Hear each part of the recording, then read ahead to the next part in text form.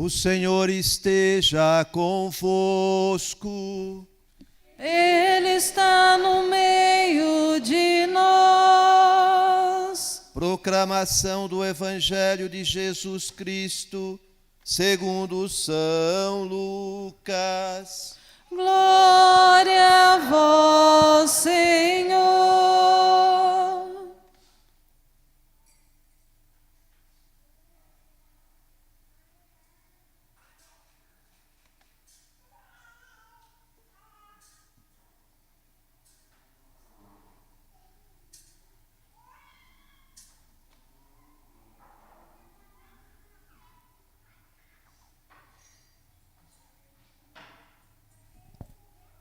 Naquele mesmo dia, o primeiro da semana, 2 dos discípulos de Jesus iam para um povoado chamado Emaús, distante 11 quilômetros de Jerusalém. Conversavam sobre todas as coisas que tinham acontecido. Enquanto conversavam e discutiam, o próprio Jesus se aproximou e começou a caminhar com eles.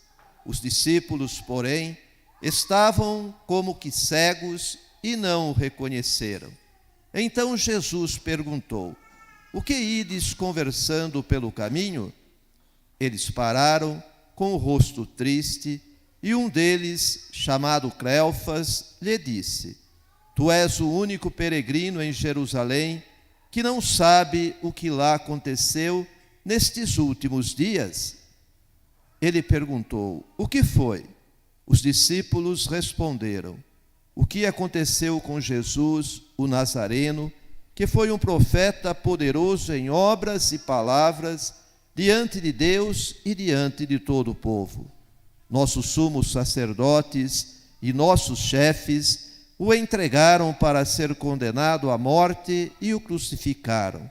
Nós esperávamos que ele fosse libertar Israel, mas apesar de tudo isso, já faz 3 dias que todas essas coisas aconteceram. É verdade que algumas mulheres do nosso grupo nos deram um susto. Elas foram de madrugada ao túmulo e não encontraram o corpo dele.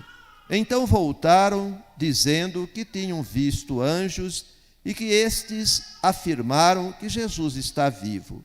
Alguns dos nossos foram ao túmulo e encontraram as coisas como as mulheres tinham dito. A ele, porém, ninguém ouviu.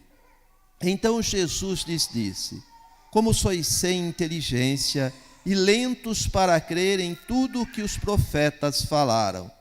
Será que o Cristo não devia sofrer tudo isso para entrar na sua glória? E começando por Moisés e passando pelos profetas, explicava aos discípulos todas as passagens da Escritura que falavam a respeito dele. Quando chegaram perto do povoado, para onde iam, Jesus fez de conta que ia mais adiante.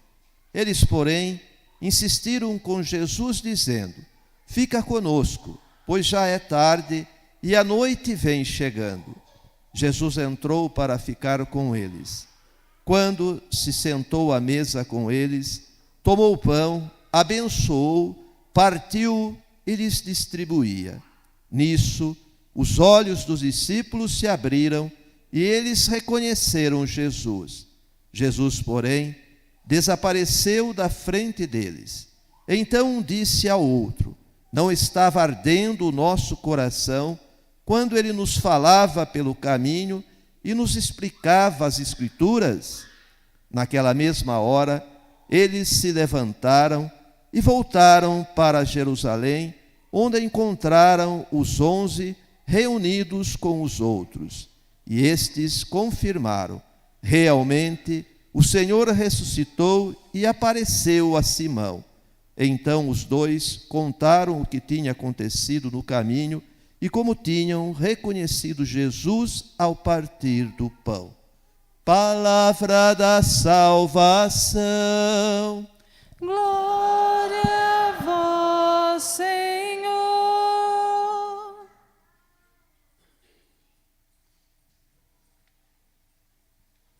Que as palavras do Santo Evangelho perdoem os nossos pecados. Dois pequenos pensamentos para a gente meditar. A oração da missa diz que, com a ressurreição, Deus abriu para nós as portas da eternidade. Deus abriu para nós a porta da eternidade. Que coisa impressionante é esta frase. O que significa isso? Vejam, nós estamos presos no tempo. Quer ver como que nós estamos presos no tempo? Quantas horas tem o nosso dia? 20 e... Como que a gente sabe que o dia tem 24 horas? Alguém marcou. Portanto, o tempo existe para nós. E quando nós meditamos isso na liturgia, nós percebemos uma coisa impressionante. É que o tempo que todos nós estamos limitados, ele agora é mergulhado na eternidade.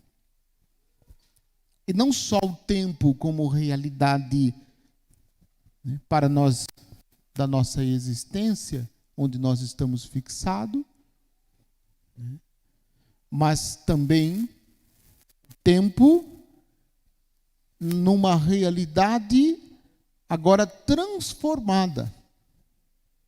O tempo, né, digamos assim, é mergulhado pela a eternidade. Então, o parâmetro é, para nós existe tempo. Os nossos dias, os nossos meses, os nossos anos são marcados por horas. Mas Deus não. Para Deus um dia é como 1000 anos. E 1000 anos é como um dia. Então, Deus, na ressurreição de Jesus, abriu para nós as portas da eternidade. Nós fomos mergulhados naquele que Deus é. Nós fomos mergulhados naquele que Deus é. Pela ressurreição de Jesus. Na ressurreição, com a ressurreição de Jesus, nós entramos na realidade de Deus. Não mais na realidade terrena, não mais na realidade terrestre. E nem numa realidade material de algo palpável que a gente pode pegar, que a gente pode tocar. Mergulhados na eternidade, mergulhados na realidade de Deus. E esta realidade nós contemplamos, ainda que de forma nebulosa, porque ainda estamos vivendo aqui neste mundo, para que um dia a gente possa contemplar de forma plena lá no céu. É isso que nos dá sentido à nossa vida e faz com que a gente viva e passe pelas diversas experiências da realidade humana, de sofrimento, de dor, de enfermidade, de perda, de cruz. Porque a gente acredita que, ainda que toda esta realidade nos atinja, não será para sempre, porque o tempo para nós aqui é finito. Então, se é finito, vai terminar. As dores, as angústias, a solidão, a tristeza, a decepção. Porque Jesus venceu a morte e abriu para nós as portas da eternidade. O segundo pensamento é os discípulos de Emaús, tristes, decidem voltar para Emaús. E eles vão caminhando, de cabeça baixa, chorando, reclamando, lamentando a perda, lamentando a morte do Senhor. A dor da perda, a dor da morte é tão dolorida, é tão difícil que eles nem sequer perceberam a presença de Jesus. Eles estão conversando sobre o mistério da paixão. E Jesus se coloca. Imagine a cena, 2 discípulos conversando sobre os últimos acontecimentos e Jesus se coloca no meio deles e pergunta: ei, o que vocês estão conversando aí pelo caminho? Qual é o assunto que vocês estão falando aí? A gente de coração fechado, a gente responderia assim: não te interessa, forasteiro. Não seja intrometido. O que está querendo saber? Vai cuidar da sua vida. Fica se intrometendo na conversa dos outros. Só que eu penso nesse texto e acredito que, na verdade, não é que os discípulos não o reconheceram. O Senhor não permitiu que eles reconhecessem. E por que o Senhor não permitiu que eles o reconhecessem? Para que eles continuassem procurando. Para que eles continuassem procurando. E esta procura e esse mistério do Senhor que se revela, verdadeiramente nos motiva a continuar caminhando. Se o Senhor revelasse, se o Senhor permitisse que eles o conhecessem, os discípulos deixariam de buscá-lo. E deixando de buscá-lo, deixariam de experimentar uma presença na ausência. Neste momento, eles vivem uma presença na ausência. Parece estranho essa frase. Meu padre, como assim? Uma presença na ausência? Esse negócio não está certo. Você está presente e não está ausente. Se está ausente, não está presente. Como é uma presença na ausência? Sim, fisicamente, o Senhor não está mais com ele. Mas o Senhor está com eles, porque ressuscitou da morte. Porque venceu a morte. E agora, ressuscitado, o Senhor está ainda muito mais do que antes. E eles não conseguem perceber. Antes que o Senhor desapareça. Então o Senhor se esconde e ao mesmo tempo se revela. A frase para isso é: já brincaram de esconde-esconde? Quando era criança? Não? Já faz tanto tempo assim que vocês não lembram mais, né? Mas vocês já brincaram? Todos nós brincamos.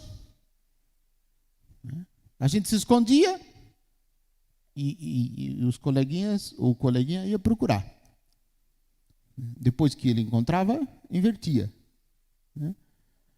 O coleguinha se escondia e a gente ia procurar. Não é assim? Então, no mistério da ressurreição, nessa presença na ausência, o Senhor meio que brinca de esconde-esconde com os discípulos. Só que é assim: quando o Senhor esconde, os discípulos devem procurá-lo. Quando o Senhor os encontra, os discípulos devem continuar procurando. É esse mistério da presença na ausência. E esse encontro foi tão forte. Eles gastaram o dia inteiro para chegar na aldeia de Emaús, que o texto descreve aproximadamente 11 quilômetros. 11 quilômetros, se for caminhando em passos firmes, não gasta um dia inteiro para caminhar. Eles gastaram 11 quilômetros, gastaram um dia inteiro para caminhar 11 quilômetros porque estavam tristes. Aí tem uma coisa extraordinária que o evangelista Lucas coloca, que às vezes passa desapercebido. Quando eles reconhecem Jesus, encontram Jesus e fazem a experiência do encontro com Jesus, eles voltam para Jerusalém em 1 hora. Na hora seguinte, eles estavam de volta em Jerusalém. Onde encontraram tanta força? Onde encontraram tanto ânimo?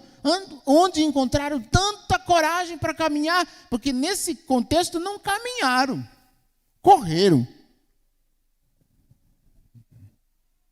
Porque aquele que fez a experiência de Jesus tem que sair correndo para contar para os outros Deus a experiência que teve.